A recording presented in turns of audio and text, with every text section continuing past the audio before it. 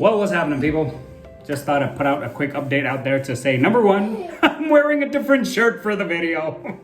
I figured it's also a little more professional looking, or rather, it makes, the perfect middle ground for what I'm about to talk about, which is balancing two careers. Now, for those of you who may not be aware, I've always been a comedian ever since I left college. Actually, no, that's probably not true. I've been a comedian since the 7th grade. Hey, I didn't ask your opinion. You were not even born yet. But I started to explore a lot more of the entertainment world right after I left college. Let's put it like that. And long story short, did that for about 10 years. At one point, it became a full-time thing for maybe a good 5 years. But after that, I started a company. Never said this out before. Company didn't do so well. Company's still there. It's doing okay now.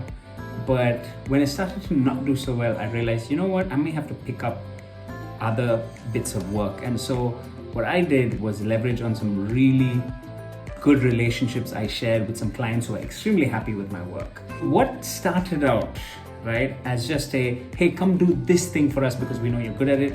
Now I've got so much more opportunity to explore. I've been learning different things. I mean, just so you know, I've been talking big data and analytics and IoT, which is, Internet of something.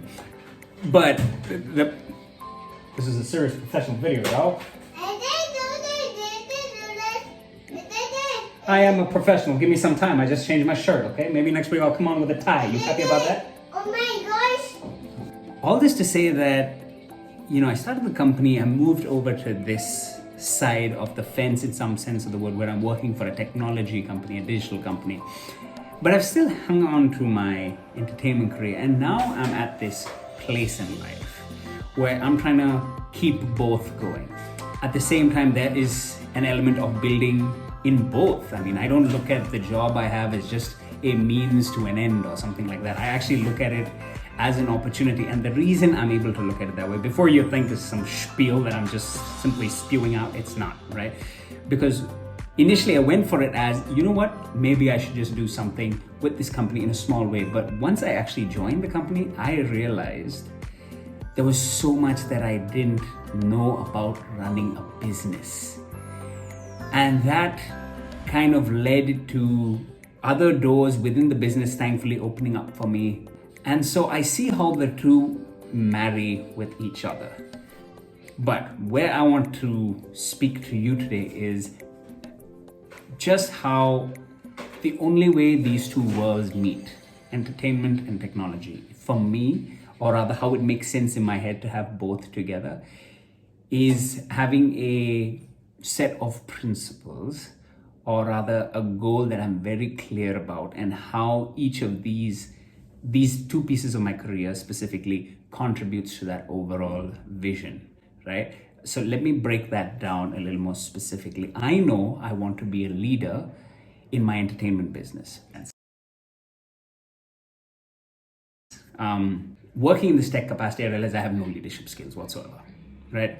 Or maybe I do, but it needs so much more refining. It needs so much more training. It needs so much more real world experience. And that's what the job's giving me. That's just one example, leadership. Maybe it's not the most flattering or exciting example, but it's the only one that came to mind. Here's another example.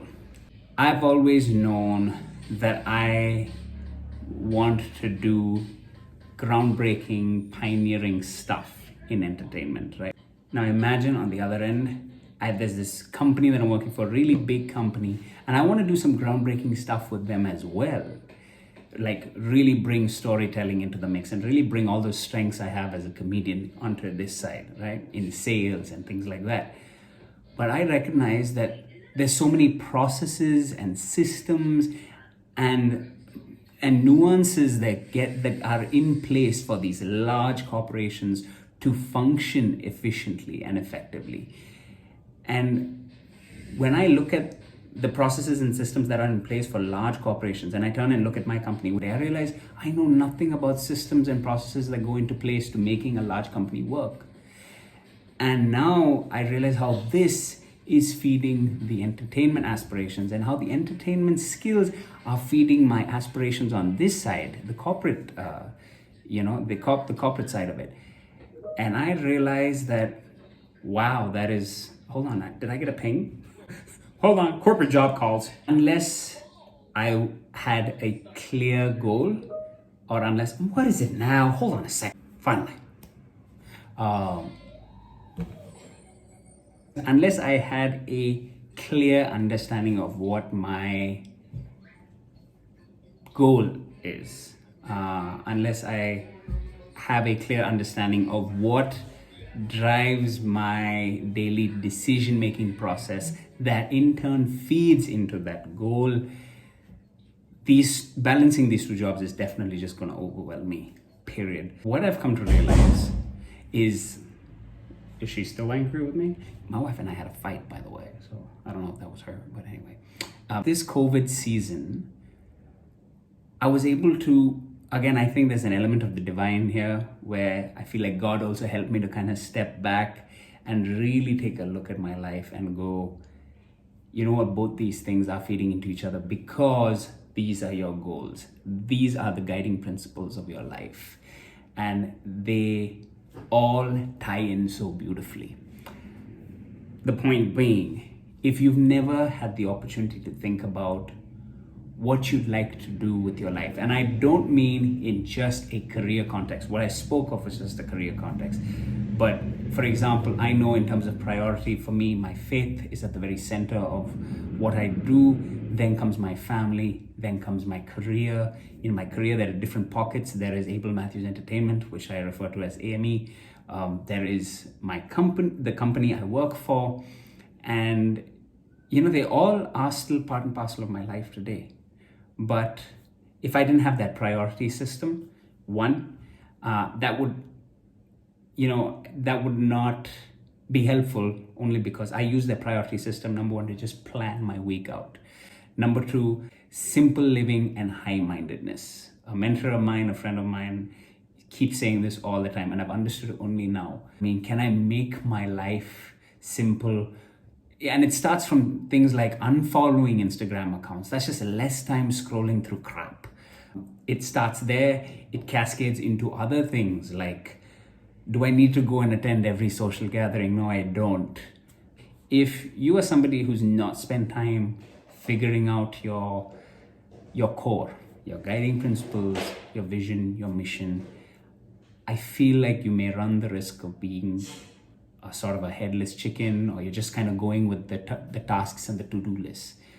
But that is not necessarily driving you from a deeper level, right? From a sense of purpose level, from a sense of clarity level. And these two things are so important if you shouldn't burn out, right? To prevent burnout, rather. Leave me a comment below if there are things that you have done to bring that clarity into your life, to what exercises you do to kind of keep revisiting your purpose and making sure that that's what you still want to do, because even that can change, right? I would love to hear from you, but this is, in case you haven't done it, I would highly encourage you. Spend some time with yourself. Self-awareness is huge. I think that is the key to this whole thing. And if you don't know what you want, just go try stuff. I never thought I'd be a tech guy. I've not worked in tech for ever. I've never worked in tech, period. But it is showing me so much about what I'm lacking on an entertainment front. If you don't know what you want, just be open. Go try different things. I think I made my point. I'm probably just talking too much now. Oh, by the way, do subscribe if this stuff is helpful to you. Please leave me a comment below letting me know how you do this. How do you manage your life? Do you balance two careers? I don't know. Hit me up, right? And let me know.